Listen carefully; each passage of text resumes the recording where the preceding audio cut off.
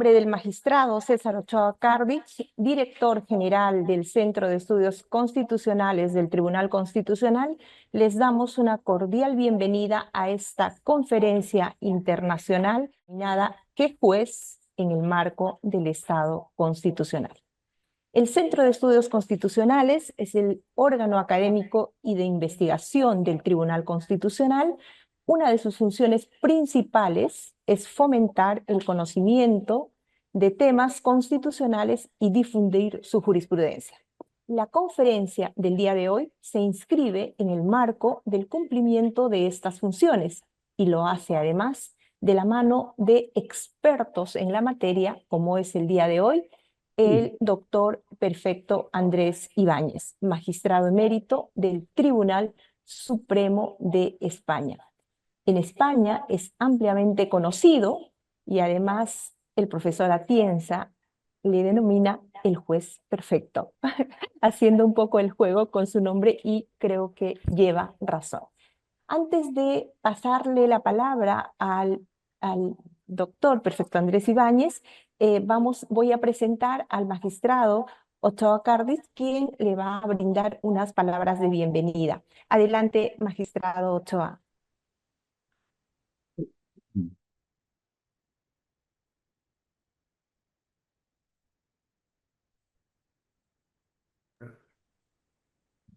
Bueno, buenos días a todos y todas. Buenas tardes en España. Eh, Voy a plantear unos temas introductorios con motivo de esta conferencia del doctor Ibáñez, del magistrado Ibáñez. Uno de los grandes temas de la justicia, ¿no? Es la independencia judicial, ¿no? Que siempre está en debate, tema vigente. Actualmente vemos la confrontación en Estados Unidos entre el Ejecutivo y el Poder Judicial, entre el presidente Trump y el Poder Judicial con motivo de algunas decisiones políticas controvertidas, ¿no? Y vemos el rol de la justicia en este juego de checks and balances. Y también estamos viendo la reforma constitucional en México, ¿no? Sobre la elección de magistrados, que genera gran controversia. En el Perú también se está planteando, una vez más, una reforma del sistema de justicia. Y hay quienes proponen regresar al modelo de la Constitución peruana de 1979, en que si bien se creó un Consejo de la Magistratura siguiendo el modelo italiano, este consejo proponía los nombramientos judiciales y la decisión final la tomaba el Poder Ejecutivo. Y tratándose de los magistrados de la Corte Suprema, el Senado ratificaba estos nombramientos, lo cual pone pues también en cuestión la independencia judicial, si es que es conveniente o no un modelo como el que estuvo vigente en la Constitución de 1979, ¿no? A propósito de la tantas veces comentada politización de la justicia, ¿no? La Constitución del 93 creó, bajo una reforma que se dio en el año 2019, la Junta Nacional de Justicia en reemplazo del Consejo Nacional de la Magistratura, que parecía el gran modelo, ¿no? El gran diseño de la ingeniería constitucional para la independencia judicial, para una mejor administración de justicia, para una mejor selección de jueces. Y entró en crisis en el Perú el año 2018 a raíz de un escándalo de corrupción, unos audios que se hicieron públicos que revelaban una red de tráfico de influencias y corrupción justamente con participación de miembros del Consejo Nacional de la Magistratura. Y actualmente tenemos pues a la Junta Nacional de Justicia, que no se diferencia mucho del modelo anterior, salvo que es nombrada por una comisión especial. Esta junta nombra jueces y fiscales, ratifica cada 7 años los a los jueces y fiscales y además tiene un poder disciplinario. Y la ratificación es pues un gran tema controvertido en el Perú. Yo en algún voto singular he señalado mi crítica a este sistema de ratificación y he seguido la línea de la Corte Interamericana de Derechos Humanos, que la ha condenado, entre otras sentencias, la más conocida, quizás, el caso Cuyalabi contra el Perú del año 2021, pero hay otros más. Ha habido otras sentencias anteriores de la Corte condenando a este sistema de ratificaciones judiciales cada 7 años. Yo recuerdo, yo era hace años, cuando era joven, no era el magistrado, ni era un abogado muy conocido. eh, a un amigo que fue presidente del Consejo Nacional de la Magistratura y me defendía al sistema de ratificaciones judiciales. ¿Y qué decía mi amigo? No, lo que ocurre es que hay jueces sobre los cuales hay sospechas de corrupción, pero no tenemos la prueba. Y como no tenemos la prueba, Buf. no los ratificamos, ¿no? Esa era la solución, claro. Un argumento persuasivo, ¿no? A primera vista, ¿no? El primer impacto, ¿no? Y hay que tener en cuenta que esas ratificaciones o no ratificaciones no tenían motivación, luego después fueron motivadas, ¿no? Todo un tema con relación a la independencia judicial. ¿Cuál es el mejor diseño, si es que existe? Y ¿cómo se debe garantizar la independencia judicial? Debemos regresar, en mi opinión, no, pero obviamente es una decisión política, al modelo de 1979 con intervención del Ejecutivo y del futuro Senado, tema para el debate. Y sobre el rol del juez, aquí como en otras partes, tenemos jueces estrellas o fiscales estrellas, ¿no? ¿No? Que aparecen en los medios. Y bueno, yo también aparezco en los medios, de vez en cuando me hacen entrevistas y me cuido de no adelantar opinión, lo cual es un difícil equilibrio, es un ejercicio ahí de equilibrista, ¿no? ¿Hasta dónde debe ir el rol del juez creando conciencia jurídica, declarando en los medios, ¿no? Y hasta dónde van los límites de estos jueces estrella o fiscales estrella, ¿no? Eh, Tienen una muy buena imagen, pero curiosamente esto coincide con, ¿no? medios muy amigables con estos personajes. ¿No? Son unos temas, algunas reflexiones que traigo a esta mesa, en esta oportunidad. No sé si ameritarán alguna reflexión del doctor Ibáñez. En todo caso, bienvenido. Muchas gracias por haber aceptado y lo escuchamos con mucha atención. Muchísimas gracias, magistrado Ochoa Cardis, por sus palabras y por la bienvenida al doctor perfecto Andrés Ibáñez. Entonces, enseguida paso a presentarlo muy brevemente. El doctor perfecto Andrés Ibáñez es magistrado emérito de la Sala Segunda del Tribunal Supremo de España. Ha sido vocal del Consejo General del Poder Judicial de España. Es doctor honoris causa de la Pontificia Universidad Católica del Perú y también de la Universidad de Buenos Aires.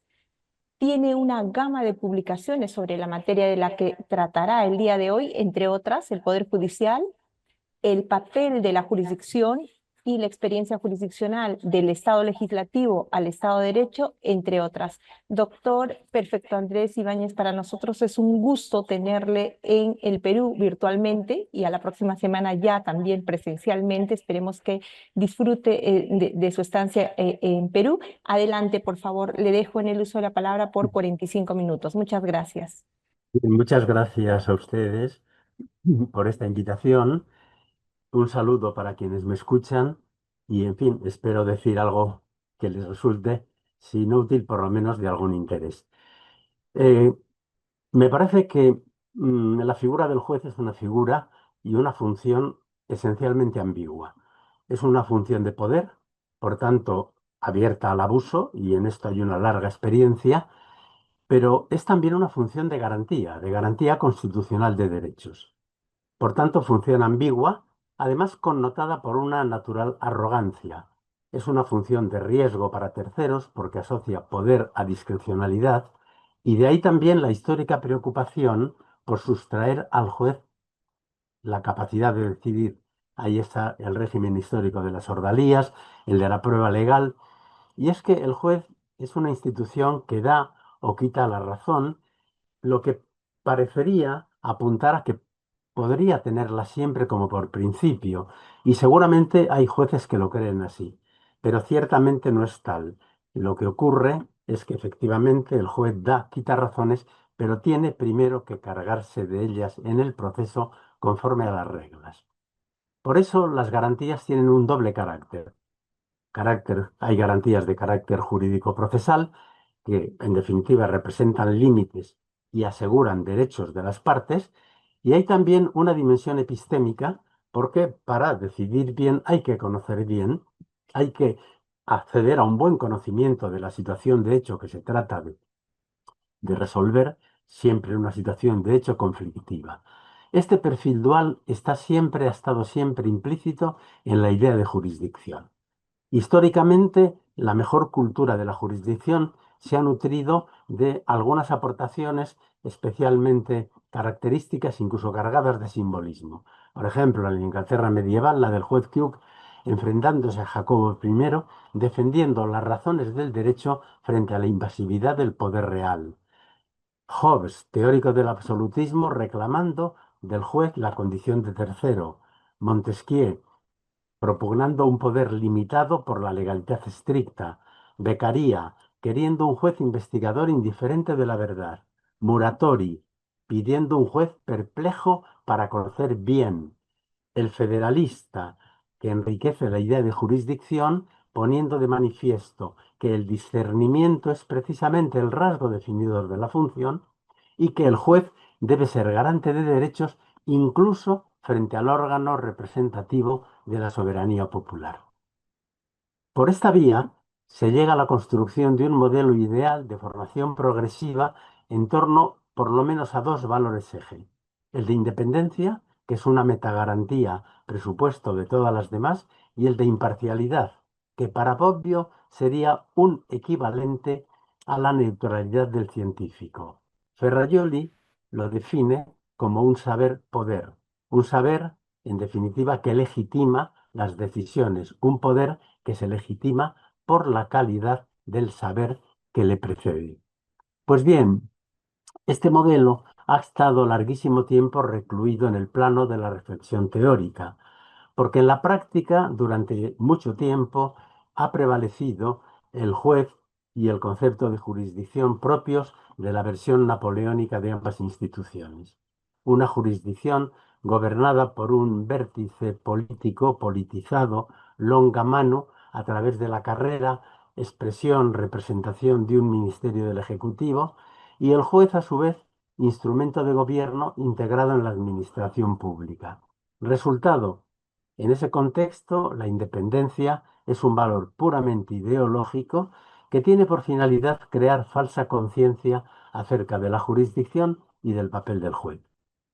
El magistrado y el juez en ese contexto son dependientes aunque rindan culto al valor independencia, ya digo, en este contexto puramente ideológico, y los jueces son clónicos en un doble sentido: por su homogeneidad interna y también por la homogeneidad con la clase en el poder.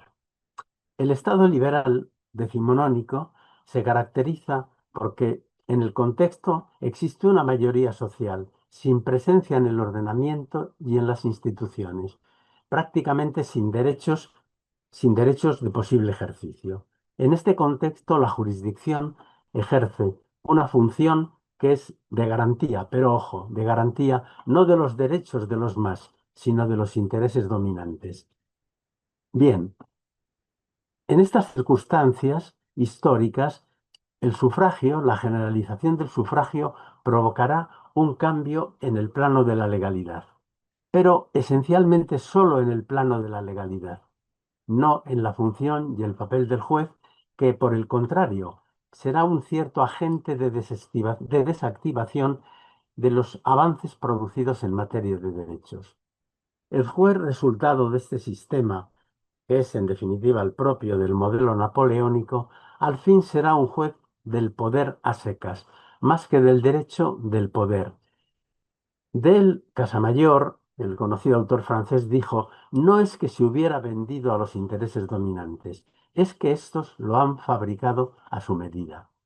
No tiene nada de particular que este modelo de juez tuviera su momento de la verdad en la época de los fascismos, de los nazifascismos y también después en algunas dictaduras.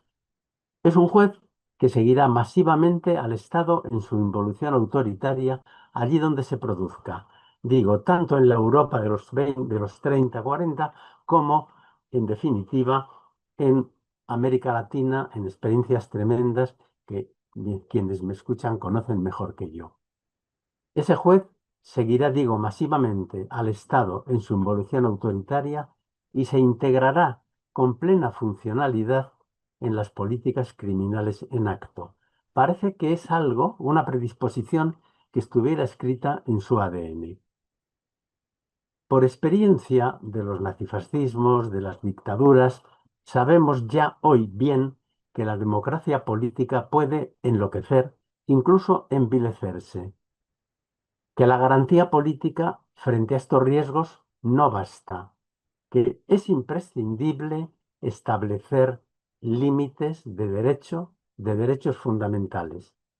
Frente a esas terribles experiencias a las que me he referido, el modelo de Estado constitucional representa un nunca más y además una opción por el gobierno de las leyes. Recuérdese la histórica pretensión de Aristóteles que ya en su época hablaba del gobierno de los hombres como connotado de una cierta animalidad propia de las instancias de poder. Lo que ocurre es que ahora, en el modelo de Estado constitucional, las leyes ya no son las viejas barreras de pergamino de Madison. Hoy los derechos fundamentales están en el vértice de nuestros sistemas jurídicos, constitucional y rígidamente garantizados. En efecto, la democracia constitucional hoy, en el modelo, es cuestión de procedimientos, pero no solo. No hay democracia sin derechos fundamentales efectivamente garantizados. Lo ha explicado muy bien Haberle. Los derechos fundamentales, dice, ha escrito, son el fundamento funcional de la democracia. Y, por otra parte, no hay garantía de derechos fundamentales sin una institución que la ejerza. Y esta institución no puede ser otra que el poder judicial separado, independiente, actuando conforme a Constitución y leyes. Esta es la astucia de la razón del Estado constitucional, muy bien captada por Ferrajoli. En el vértice, la pirámide kelseniana tiene como un estrato más, constituido, representado por los derechos fundamentales.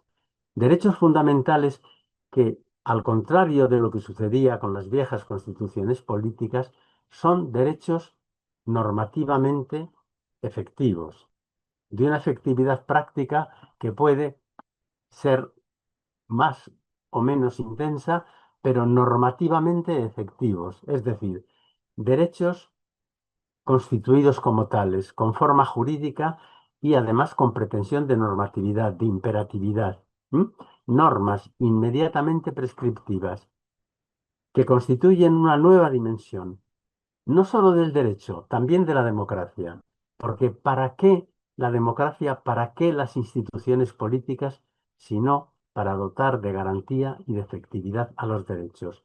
Sabemos que esto no ocurre en la práctica, ocurre de manera muy limitada y en ocasiones incluso esta pretensión de nuestras constituciones está francamente negada por la política en acto. Es verdad, es un modelo de referencia, un modelo de máximos que, como pasa siempre con los modelos ideales, experimentan una tensión con la realidad en la que la realidad, el estado de cosas, puede imponerse lamentablemente al Estado de Derecho. Pero la simple existencia normativa de este Estado de Derecho con estas particularidades genera una tensión que, si tiene los sujetos capaces de dotarle de la intensidad necesaria, al final esto se traducirá en beneficios concretos en materia de ejercicio y disfrute de derechos. En este contexto, la jurisdicción es una instancia eventualmente contramayoritaria para la garantía de los derechos fundamentales, eventualmente contramayoritaria porque tiene que hacerlos valer frente a todo tipo de poder. Y es una instancia, debe ser una instancia independiente, separada del poder político. En el Estado constitucional, que es el Estado que reflejan nuestras constituciones, el juez está dotado hoy de una independencia reforzada y tiene un estatuto muy exigente en materia de profesionalidad. Aquí rige un nuevo paradigma que tiene, yo creo, su reflejo más importante en la Constitución italiana del 48. Creo que es seguramente el texto constitucional con el mejor diseño del Poder Judicial y del Estatuto del Juez. En él se consagra, por un lado y por primera vez en la historia, la independencia externa. Se pone fin a la dependencia política del Ejecutivo, extrayendo la gestión de la magistratura de su ámbito. Y además la independencia se desdobla, se hace más compleja, porque pasará a hablarse y a consagrarse también en una dimensión interna para hacer posible la exclusiva sujeción del juez a la ley. ¿De qué manera? Estableciendo a través de un precepto sencillísimo que los jueces solo se distinguen entre sí por razón de la función.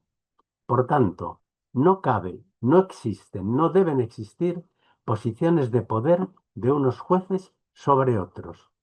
El Tribunal de Casación debe ser exclusivamente un tribunal dedicado, por tanto, en exclusiva al ejercicio de la jurisdicción.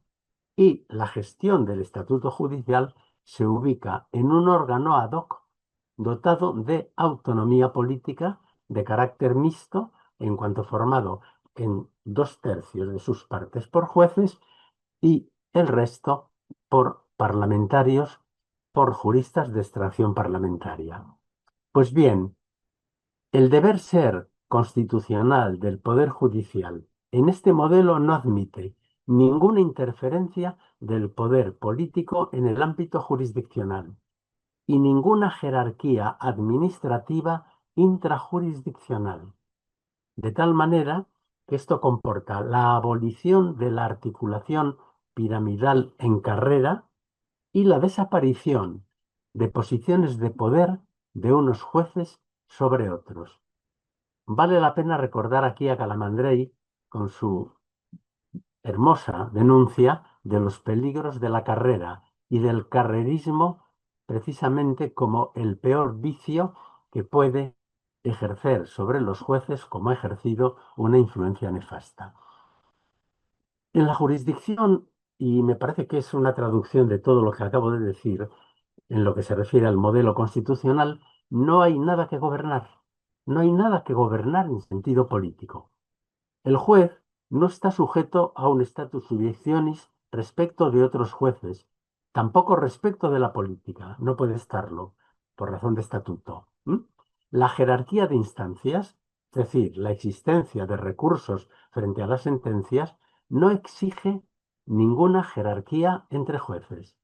Y la gestión del estatuto del juez, en definitiva, se resuelve en una serie de actos administrativos singulares en ejercicio de una discrecionalidad necesariamente reglada, necesariamente motivada y recurrible.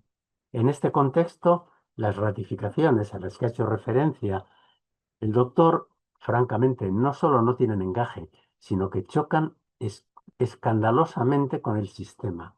Es decir, son verdaderamente una negación de los propios principios constitucionales que aseguran en el juez estabilidad.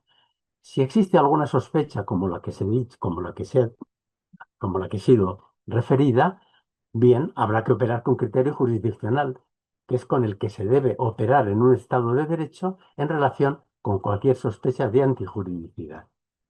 Bien, el modelo de juez propio del Estado constitucional ha tenido siempre una mala aceptación del lado de la política. Prueba, el desarrollo legislativo de nuestras constituciones en esta materia se ha dado y se sigue dando siempre a la baja. Hay una endémica infradotación en el plano de los medios, una infradotación de la jurisdicción en el plano de los medios personales y materiales. Y además, nunca acaban de eliminarse las distintas formas de interferencia sobre la jurisdicción a través normalmente del vértice jurisdiccional desde la política. Hoy se sabe bien el por qué y el para qué de esto que denuncio, porque está comprobadísima la ilegalidad difusa que reina en el ámbito de la política en acto, así como también una corrupción que puede considerarse sistémica a la luz de la experiencia que han vivido, yo diría, todos nuestros países, que han vivido y viven. Hoy tenemos la evidencia de una política que no soporta su propio derecho, que necesita de altas cotas de ilegalidad para permanecer y reproducirse en sus constantes, y que no puede tolerar y no tolera una jurisdicción en su papel constitucional. Ante nosotros se ha dado y se da una lacerante paradoja. Ha habido momentos en nuestros países, pienso en España, no tengo que ir más lejos, en que las instituciones y la política han competido con la calle en la producción de delincuencia. E incluso diría, hoy hay un dato que debería escandalizarnos, porque lo revolucionario muchas veces sería aplicar la ley en sus términos. La corrupción en el marco del Estado de Derecho en nuestros países se ha producido sin duda por una crisis, por un fallo masivo de los controles preventivos que debería ejercer la política sobre sí misma y sobre la administración pública. Y la pregunta es, ¿qué puede esperar la jurisdicción de una política de este perfil? La corrupción en nuestros países está estrechamente asociada a la actual forma partido. Los partidos en nuestros países tienen un estatuto francamente preconstitucional. Son organizaciones tendencialmente oligárquicas con una precaria o incluso inexistente democracia interna y de este modo lo que hacen es aportar no una dinámica propia del partido como agente de la sociedad civil en el ideal de la polis, sino, en definitiva, los presupuestos de la partitocracia, que es una perversión del poder. Pero, ojo, con Kelsen hay que decir, cuidado con la crítica al partido político. No ocurra que al tirar el agua del baño por el desagüe, tiremos también al niño. Hoy la figura del partido está alejada del paradigma constitucional, pero al mismo tiempo el partido es una condición sine qua non de la democracia representativa. Por eso la crítica es legítima, pero siempre teniendo en cuenta este horizonte. Es una institución que hoy no responde en gran medida al modelo constitucional y lo que habría que hacer con ella es precisamente llevarla al terreno del modelo. La salida de esta situación, por eso, pasaría por un replanteamiento del partido político. El Estado constitucional debería entrar plenamente en su organización interna y el partido retornar a la sociedad civil como instancia de la sociedad civil e instancia crítica. En todo caso, el modelo del Estado constitucional de derecho, el modelo ideal de nuestras constituciones y de los grandes instrumentos internacionales, ha ejercido un efecto transformador relevante sobre el poder judicial y la jurisdicción. Esto ya en el plano cultural, porque hay países donde sin haberse producido una adecuación del estatuto orgánico del juez al modelo de referencia, sin embargo, registran una evolución en la actitud y la posición de los jueces y el ejercicio profesional, en casos muchas veces particularmente representativos, que tienen un fundamento básicamente cultural, porque ya digo, no se han producido reformas orgánicas de calado. ¿M? En todo caso, ese factor cultural es siempre muy importante para el fortalecimiento de la independencia. Que se ha producido esa transformación en diferente escala según los países, lo acredita precisamente la respuesta jurisdiccional que hoy hemos visto en muchos espacios frente contra la corrupción.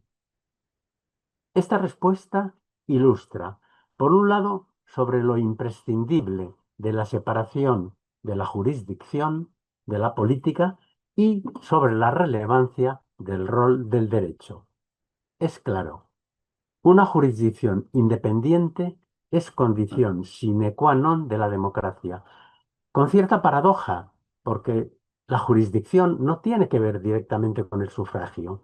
La jurisdicción conecta con el sufragio a través de la legalidad. ¿Mm? La pregunta ante esto sería, ¿quizá la jurisdicción sea el poder bueno en un contexto de poderes perversos? La respuesta inmediata es un no radical. ¿Por qué? Primero, porque no hay poder bueno per se, ¿m? Porque la posible bondad del poder solo puede radicar en el respeto de las garantías, y porque la bondad del poder judicial consiste en ser un poder otro desde el derecho. Y es una bondad muy relativa, pues depende de la calidad institucional de la independencia, de la calidad de la cultura constitucional de los jueces y de la calidad del compromiso de estos con la función. En una palabra, depende de su compromiso profesional con esta. Y ocurre que la jurisdicción es una instancia endémicamente problemática. Es decir, se da una circunstancia curiosa. La jurisdicción es parte imprescindible de la solución. Ahí está su papel frente a la corrupción política, allí donde se ha producido, frente a la corrupción también de los agentes económicos, pero al mismo tiempo la jurisdicción es parte del problema. Un problema que radica no en el modelo constitucional, porque en este momento tenemos un modelo constitucional, yo diría, excelente. El modelo de los grandes instrumentos internacionales, el modelo al que me he referido como paradigmático en la Constitución italiana del 48. El problema es que este modelo experimenta un notable déficit de implantación y desarrollo. El déficit, por una parte, es responsabilidad de la política que no asume el modelo, no acepta ni desarrolla a fondo el principio de separación, no renuncia a diversas formas de control de los jueces y no renuncia en especial en ese terreno a intervenir de alguna forma en la política de nombramientos. Pero otra parte importante del problema es de responsabilidad de los propios jueces. Achille Batalla, un jurista importante de la mitad del siglo pasado, Italia, explicaba que hubo una época en que para condicionar la voluntad de los jueces, para llevarlos al terreno de la política, había que ejercer sobre ellos incluso violencia. Había que violentarlos. Pero dirá, hoy basta corromperlos disponiendo de sus promociones, es decir, actuando sobre la política de nombramientos. Y esta es también una evidencia que si alguien la tiene clara es precisamente la propia política y también y también los propios jueces, porque ha sido siempre un fuerte condicionamiento de sus actitudes. En este sentido, basta el poder de administrar discrecionalmente las expectativas de los jueces para condicionar sus actitudes. Obviamente no en todos los casos. Hay jueces profesionales excelentes, capaces de resistir y no jugar este juego. Pero lamentablemente no son muchos o no son todos o no son tantos los que están dispuestos a mantener esta actitud que también puede tener altos costes. En el imaginario de los jueces pervive esa vieja subcultura de la carrera. Napoleón Bonaparte, cuando organizó a los jueces según el criterio propio del ejército, sabía bien lo que hacía. ¿Por qué? Porque quería una instancia, una institución manejable, equivalente, equiparable en funcionalidad a la de la administración pública. Su idea de la justicia y de la jurisdicción está muy clara en una famosa anécdota en relación con un aristócrata que se opuso a él, fue capturado y una vez capturado y presentado a Napoleón dijo que se le ponga delante de un tribunal y se le fusile. Esa es la idea de la jurisdicción que late en el modelo organizativo de estirpe napoleónica, un modelo que ha penetró profundamente en la organización de la justicia en la Europa continental y se desplazó a los países de su área de influencia. Y sigue latente, en algunos casos, de forma orgánica a través de la legislación vigente, en otros como una forma de subcultura profundamente integrada en la cultura de los profesionales de la jurisdicción. Esta subcultura determina la subordinación respecto a quien ejerce el poder de nombrar. Induce actitudes complacientes con las instancias de poder. Por tanto, neutraliza y es un atentado práctico contra la independencia como valor. En este sentido, es de lo más expresivo que los actores políticos se doten de privilegios procesales, por ejemplo, de fueros especiales. Es normal, en ese contexto, que los políticos quieran por jueces naturales a los altos magistrados. ¿Por qué? Porque han sido previamente filtrados a través de nombramientos discrecionales con intervención de la propia política. ¿Por qué? Mejor dicho, ¿por qué los vértices judiciales conectan con los vértices políticos? ¿Por qué hay una regularidad en este sentido? ¿Por qué hay magistrados supremos, ministros y no simplemente jueces? ¿Existe alguna función judicial más digna que otra? ¿A qué valor constitucional de la jurisdicción en el Estado constitucional responden las interferencias del poder político? ¿La existencia de posiciones de poder indirectamente político dentro de la jurisdicción? ¿Las formas que sean de conexión de la jurisdicción con la política? Creo que a ninguno. Al contrario, estos elementos, estas circunstancias expresan un contravalor relevante en el sentido más negativo para la jurisdicción, porque es expresivo de una interferencia política que niega de raíz la independencia de la jurisdicción, que como he dicho al principio, no es simplemente una garantía, es una metagarantía que ya está llamada a hacer posibles todas las demás. No es casual que la corrupción, en la experiencia que tenemos cuando se trata de jurisdicción, que por fortuna no tiene ningún parangón con la corrupción que se ha registrado en estos años en la política, digo, no es casual que los casos de corrupción conocidos en muchos puestos ilustren sobre cómo la penetración en el Poder Judicial se ha producido por el vértice. Giuseppe Borré, un gran magistrado italiano ya fallecido, decía que la independencia, y es obvio, tiene por finalidad hacer posible la obediencia exclusiva del juez a la ley sin mediaciones perturbadoras, sin obstáculos que se interpongan entre el juez y la ley. Pues bien, él decía, la independencia exige no sólo obediencia exclusiva a la ley, sino también desobediencia a lo que no es la ley, y ejemplificaba, en particular, desobediencia al Pasoliniano Palazzo, refiriéndose con esto al modo que Pasolini tenía de denotar al poder político, los espacios del poder, el palazzo, el palacio. Incluso diría, desobediencia al Palacio de Justicia, entiéndaseme bien.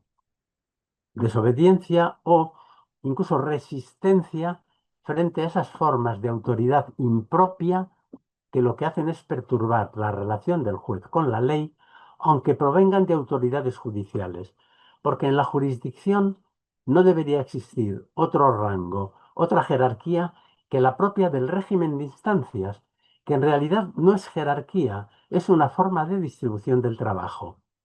De hecho, en los tribunales españoles en este momento se ha convertido en algo perfectamente normal que en un tribunal de apelación haya jueces más jóvenes que, por ejemplo, el instructor que ha dictado el auto o la resolución que se recurre.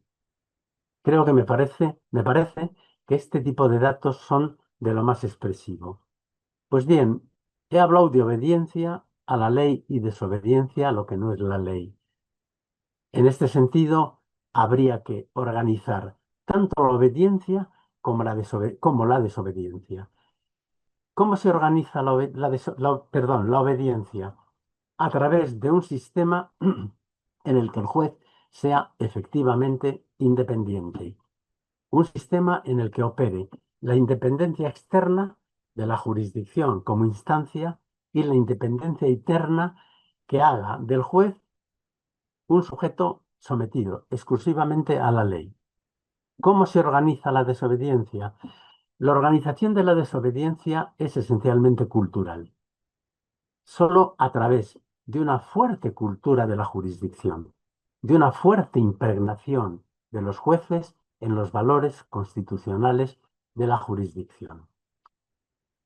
La responsabilidad política o de la política de la justicia ciertamente no es de los jueces. Corresponde al poder político, que es el llamado a dotar a la justicia de todo lo necesario para que pueda estar a la altura del modelo constitucional. Pero los jueces sí tienen en este punto una notable responsabilidad que no puede infravalorarse. Son responsables de aquellos casos en los que no está suficientemente asumido el paradigma de la separación. Son responsables cuando ven con naturalidad y aceptan con naturalidad ser gobernados. Cuando entran en el juego de la partitocracia, del tráfico de influencias, en las relaciones peligrosas con sujetos de poder político y económico, algo frecuente en los vértices judiciales, y de ese modo contribuyen a la proyección interna de contravalores que debían neutralizarse porque, en definitiva, se interponen en esa relación directa del juez con la ley. Creo que en este terreno los jueces deberían ser especialmente cuidadosos. Cuidadosos porque la partitocracia, es decir, eso que opera en el espacio que debiera ser de la política en sentido constitucional, produce efectos demoledores. Efectos demoledores sobre la jurisdicción como instancia de garantía, porque la jurisdicción es una institución, en ese sentido, profundamente molesta. Fíjense, en estos años, en países como los europeos, en los que desde el ámbito jurisdiccional se han producido importantes respuestas a la corrupción, inmediatamente la reacción ha sido cuestionar la legitimidad de la jurisdicción como poder, porque se decía, no depende directamente del sufragio. Por tanto, poner en cuestión el esquema constitucional en el que la jurisdicción conecta con lo soberano popular a través de la legalidad. Se les ha reprochado también la invasión del espacio de la política. Otro disparate también insostenible. ¿Por qué? Porque la política tiene un espacio inmenso, el que va desde lo indiferente para el derecho hasta el Código Penal. ¿Por qué ese afán de cierta política de invadir el Código Penal? Es que no tiene bastante con el espacio a que me refiero. Por tanto, aquí no es el juez el que invade, es la política la que se mete directamente, y diría, perdóneseme la expresión, a cuatro patas en el juzgado. Pero volveré sobre ese juez al que me refiero. Ese juez que debería mirar hacia el modelo para trasladarlo a sus prácticas. He hecho referencia a cómo la política de nombramientos puede incidir peligrosamente, siguiendo en esto el esquema de Calamandrei. Y es que incluso las legítimas aspiraciones personales deben conocer en esto un límite. Porque las aspiraciones de carrera, incluso siendo legítimas, pueden ser fuente de dependencia. La independencia judicial, constitucionalmente entendida, reclama, por una parte, la asunción profunda por los jueces de los valores constitucionales de la jurisdicción, separación, independencia, con la particularidad de que la independencia no es un privilegio corporativo, sino una precondición, un presupuesto de la imparcialidad. Y la imparcialidad es algo que el juez no tiene per se, no tiene, diría, por carisma, no tiene por razón del nombramiento, por razón de la investidura, por ponerse la toga. La independencia hay que trabajarla. Es decir, la independencia se hace del respeto de los derechos de las partes, que es lo que permite, lo que hace posible que el juez esté en su sitio. Porque lo dijo Meyer, perdón, si el juez que sostiene la balanza se mueve, la balanza se desequilibra.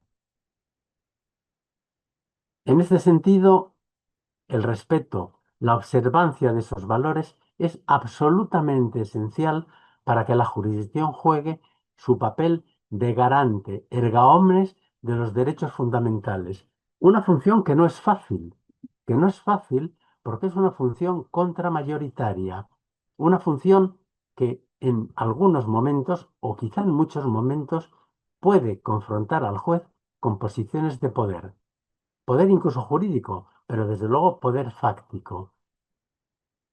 Y bien, no está dicho que la jurisdiccional sea una función fácil. Y más en este contexto que es profundamente exigente y que pone delante del juez un esquema de valores y principios clarísimos a los que deberá ajustar su función, su papel. Antes se ha hecho referencia a los jueces estrella.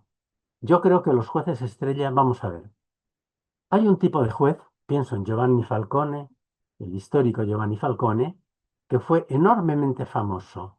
Fue incluso, su ejercicio tuvo algo de estelar, pero no porque él pecase de exceso de protagonismo, de esa vanidad estúpida que lleva a algunos jueces a convertirse casi en actores de cierto tipo de medios. No, su espectacularidad venía dada por la naturaleza de los asuntos. Él era un juez discreto que trabajó con discreción y con eficacia. Bien, ese es el tipo de juez que requiere la función, pero no el juez que es estrella porque fuerza la espectacularidad de sus actuaciones, porque se convierte en definitiva en un actor de la farándula. Ahí lo que hay es una corrupción de la jurisdicción y sus valores que me parece perjudica extraordinariamente también por la repercusión pública. El perfil de juez que he tratado de describir sucintamente representa el humus que debe impregnar en profundidad las actitudes, las actuaciones, incluidas aquellas actuaciones de la vida privada que son contiguas a la función, porque hay actuaciones de la vida privada que repercuten sobre la función. Y desde luego debe influir, debe impregnar profundamente las decisiones. Las decisiones que hoy tienen que tener un componente motivacional importante en hechos y en derecho. Hoy el tratamiento de los hechos no se puede confiar a la intuición del juez, al olfato, a la inmediación entendida en el viejo sentido. Hoy lo que le llega al juez como demanda, como querella, como denuncia, es una hipótesis que debe ser tratada metodológicamente como tal hipótesis, para desembocar en una decisión rigurosamente fundada, de tal manera que la resolución se autoexplique. Es cierto que a veces, bueno, a veces no, diría que casi regularmente, con mucha frecuencia, las circunstancias de contexto en que se ejerce la función no acompañan. Incluso la legislación orgánica puede que tampoco. Pero con, to- con todo, el juez tiene cierta responsabilidad de sus propias opciones, porque siempre, incluso en medio de las dificultades, habrá espacios que se pueden recorrer en más o en menos y de una manera o de otra. A igualdad de cargas competenciales, en un órgano jurisdiccional sabemos, hay jueces que trabajan más y mejor que otros. Siempre hay un espacio que debe ser recorrido en este sentido con decisión, sobre la base y con la inspiración de una buena cultura, de actitudes deontológicamente rigurosas, para dar lugar a prácticas que reflejen al máximo el modelo constitucional. En la jurisdicción hay un problema de fondo que es cultural, en buena medida, más allá de las dificultades, más allá de los déficits organizativos, porque la independencia y la imparcialidad no viven del aire. Necesitan el sustento de una permanente reflexión personal y reflexión también a muchas voces y de una fuerte implicación de la cultura jurídica. En fin, el juez, cada juez, debe saber que mediante el correcto desempeño de su función como profesional, mediante el buen trato al justiciable, tiene en sus manos un instrumento ciertamente poderoso para hacer ver a la ciudadanía lo imprescindible de la jurisdicción como instancia de garantía de derechos. Todos los días en los tribunales, obviamente también en los peruanos, entran miles de ciudadanos. Si esos miles de ciudadanos salieran con la convicción, con la conciencia de haber sido bien tratados en lo que se refiere a la garantía de sus derechos, serían propagandistas, por así decir, de la necesidad de un poder judicial a su vez bien garantizado. Y esa es la vía imprescindible para suscitar la necesaria demanda social de una política de la justicia profundamente informada por los valores constitucionales de la jurisdicción. Y, en definitiva, hacer que esto suceda es algo que está en la mano de los profesionales de la jurisdicción, como digo, precisamente en ese terreno del día a día de su trabajo, un trabajo ciertamente no fácil, un trabajo enormemente valioso, un trabajo imprescindible para que el Estado de Derecho tenga unos niveles razonables de realización. Pues bien, con esto termino nada más y muchas gracias por la atención. Muchísimas gracias, doctor Perfecto Andrés Ibáñez, por esta conferencia magnífica en la que nos ha mostrado cuál debería ser el perfil del juez en el marco del Estado constitucional. Enseguida, entonces, tenemos unas palabras de cierre a cargo del magistrado César Ochoa Cardich, director general del Centro de Estudios Constitucionales. Adelante, magistrado. Sí, unas palabras de cierre Y en un breve comentario, si el doctor Ibáñez nos acompaña en el comentario. Me llega una pregunta de una colega muy querida, Delia Muñoz. Nos dice, usted ha señalado que el poder político no necesita captar al juez, sino que lo escoge. En ese contexto, ¿cuáles serían las garantías para limitar esta penetración en la judicatura que limita la independencia judicial? Lo que sí me queda claro de su ponencia es la importancia de la separación de la jurisdicción de la política. Y esa tensión es permanente, ¿no? Y siempre regresa con un movimiento circular, ¿no? Y también me parece muy relevante su afirmación sobre la necesidad de una cultura de la independencia y de la imparcialidad. Y justamente estos sistemas como el de la ratificación judicial, lo que fortalece, lo que refuerza más bien es esa cultura burocrática, ¿no? De la carrera judicial. Esos serían mis comentarios. No sé si tiene algo que agregar, el profesor Ibáñez. No, no, me parece muy correcto. Mm. Perfecto. Muchísimas gracias al magistrado Ochoa y muchísimas gracias al profesor perfecto Andrés Ibáñez. Como había señalado, una de las funciones principales del Centro de Estudios Constitucionales es fomentar el conocimiento de temas constitucionales. Con la magnífica conferencia del día de hoy, cumplimos plenamente ese objetivo. Nuestro conferencista, el doctor perfecto Andrés Ibáñez, abordó aspectos importantes sobre el papel del juez en el marco del Estado constitucional y ha puesto de relieve algo sumamente importante, que la función del juez es una función de poder, ejercen un poder sumamente importante. También ha señalado el carácter ambiguo del que está revestido el juez. El juez da o quita la razón, pero también es, si cumple adecuadamente su función, un garante de los derechos fundamentales, por cuya razón debe gozar de independencia y debe ser imparcial. En ese marco, el juez no debe estar sujeto a la política, y aquí el sistema de selección y nombramiento de los jueces debe estar lo más alejado posible de la política. Y entre otros ha señalado que la jurisdicción independiente, y esto es importantísimo, es condición de posibilidad de la democracia.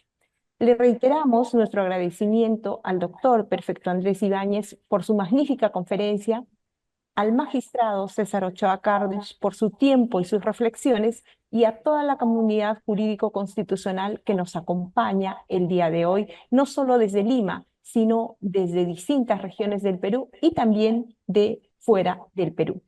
A la comunidad jurídica le invitamos a nuestra próxima actividad académica, precisamente en el marco, entra muy bien de la judicatura, destinada a un homenaje a la primera mujer que ha sido magistrada del Tribunal Constitucional, un homenaje a la doctora Delia Reboredo Marzano, que será, la cita es el día lunes 23 de junio a las 6 de la tarde. Las inscripciones todavía están abiertas, nos quedan muy pocos cupos, así que los invitamos muy gratamente. También les informamos que el 25 de junio llevaremos una actividad cerrada, una actividad para los asesores y asesoras del Tribunal Constitucional, el proceso en el Estado constitucional y convencional, y contaremos con la presencia del doctor Luis Andrés Cucarela Galeana, el doctor Giovanni Priori y los magistrados Ochoa y Gustavo Gutiérrez Tixe, que estarán el día 25 con nosotros.